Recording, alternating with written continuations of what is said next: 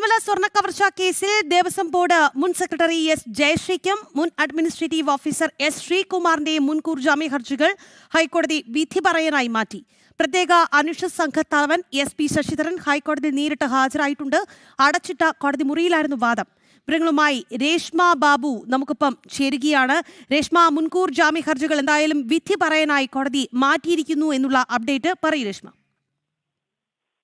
ശബരിമല സ്വർണ്ണക്കവർച്ച കേസിൽ പ്രതികളായിട്ടുള്ള തിരുവിതാംകൂർ ദേവസ്വം ബോർഡ് മുൻ secretary S Jayashree, അതോടൊപ്പം തന്നെ മുൻ അഡ്മിനിസ്ട്രേറ്റീവ് ഓഫീസറായിട്ടുള്ള എസ് ശ്രീകുമാർ, ഇവരുടെയൊക്കെ മുൻകൂർ ജാമ്യ ഹർജികളിലാണ് വാദം പൂർത്തീകരിച്ചത്. അടച്ചിട്ട കോടതി മുറിയിലായിരുന്നു വാദങ്ങൾ നടന്നത്. ഇന്ന് പ്രത്യേക അന്വേഷണ സംഘത്തിന്റെ തലവനായിട്ടുള്ള എസ് പി ശശിധരൻ നേരിട്ട് ഹൈക്കോടതിയിൽ ഹാജരായി ചില കാര്യങ്ങളൊക്കെ തന്നെ ബോധിപ്പിച്ചിട്ടുണ്ട്. എന്തായാലും നിലവിൽ ഈ മുൻകൂർ ജാമ്യാപേക്ഷകൾ രണ്ടും ഹൈക്കോടതി വിധി പറയാൻ മാറ്റിയിരിക്കുകയാണ്. പ്രധാനമായിട്ടും എസ് ജയശ്രീ ഉന്നയിച്ച ഒരു വാദം എന്ന് പറയുന്നത് തിരുവിതാംകൂർ ദേവസ്വം ബോർഡിന്റെ തീരുമാനം താൻ നടപ്പിലാക്കുകയായിരുന്നു.